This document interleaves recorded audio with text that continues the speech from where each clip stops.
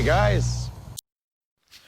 I think Paper Towns is one of the most underappreciated movies of our time. Um, you know, there was this movie called The Fault in Our Stars by the same author of Paper Towns, which I couldn't really get into it because I didn't feel quite connected to the story.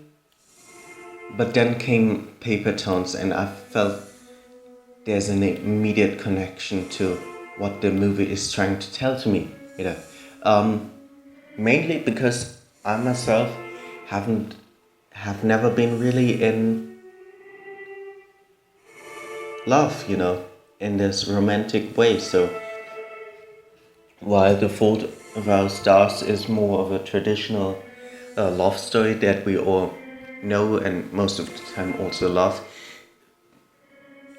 Paper Towns is more of a deconstruction. You see, I myself have found myself, this sentence is weird, but whatever, in a position that I thought I loved a girl, but that wasn't true. I was in love with the idea of being in love, but other than that, nothing more. And coming to the realization of that. Right off the bat, Paper Towns presents our two characters, which is Hugh and Margot, and shows them as friends. Margot is wild, she's adventurous, she's kind of unstable, in the sense that she doesn't stagnate, she always goes through something, travels there, travels here, and she enjoys popularity, but she's also quite this mysterious figure at her school, and we don't really get a reason why. It's suggested that she does it out of a cry for attention, and that's very possible. But at the beginning, she's kind of presented as this perfect, but as this movie goes on, this idea is slowly constructed. Although Margot isn't very much present for the rest of the movie after her introduction, but her presence is felt. So despite not appearing that much, she is present, and in a sense that you don't have to see her because she's just that captivating. And for Hugh, like I said, Hugh isn't in love with Margot, he's in love with the idea of being in love with her, because Margot represents to him a kind of alternative lifestyle to his more mundane lifestyle. She is always into some action and tries to lure other people also into this adventurous lifestyle. And we also see when she becomes disappointed with people that she's very quick to disregard them. And I felt there a connection. And so the one time she doesn't really call him to action, he calls into action and begins a journey of self-discovery. And so I found it the most interesting part at the end of the movie is that he doesn't get with her, because that's not the point. The point of the movie isn't that he gets with this girl, it's the point that he realizes that there are better options out there. And for the rest of the other characters, it's also a sort of transformative journey, not just for Q but also his friends. We have there a friend of Margot who decides to tag along, and she's at first implicated to be the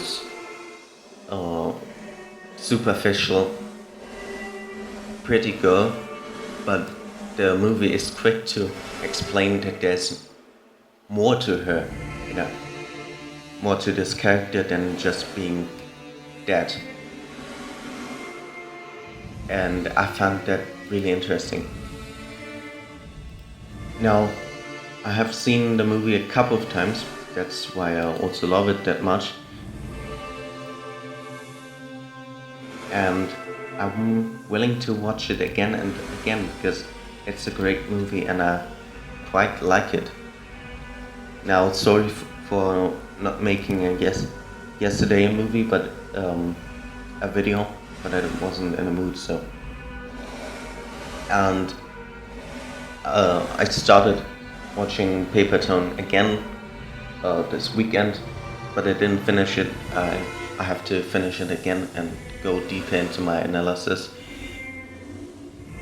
But it's interesting, because by the end of the story, Q is still very much the same, but he has changed, He's far more of an active protagonist, and that's the thing. In the beginning, he isn't really that active.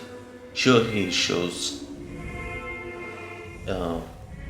intuition and willingness to search for Margot, but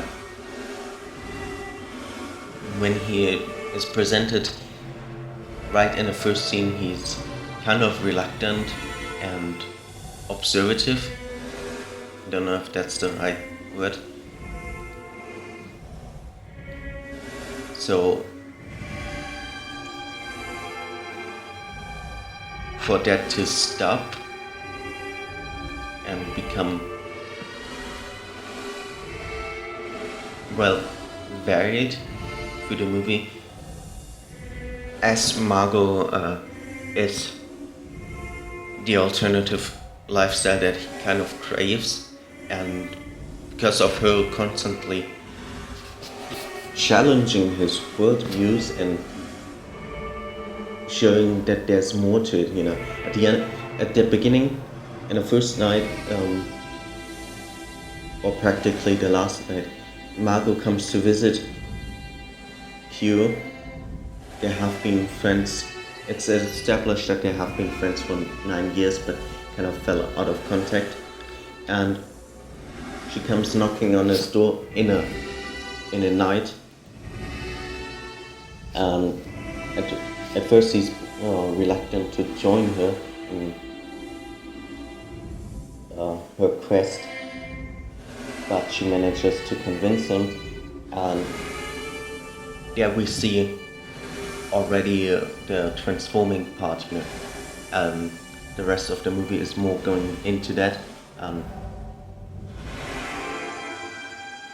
They have a conversation in a store where Margot asks him about his goals, about his dreams, and he says a nice job, a wife, kids with 30, and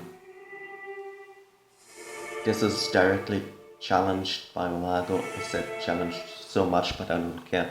When she asked him if that will make him happy, but the truth is, there's no clear answer if that makes him happy. And he can't really answer that, so.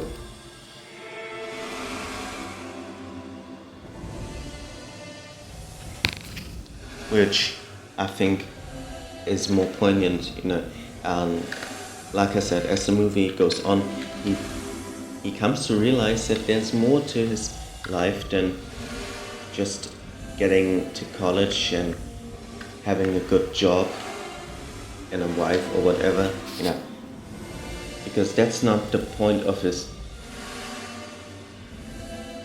youth. And you get me?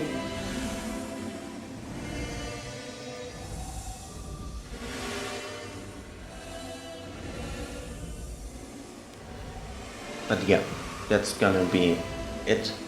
I'm probably going to do another video where tomorrow, where I'm going to talk about the Logan trilogy and my feelings about it, because I have been collecting thoughts about that subject matter too, but it wasn't so far enough for making a video. I'm surprised that this even makes 10 minutes.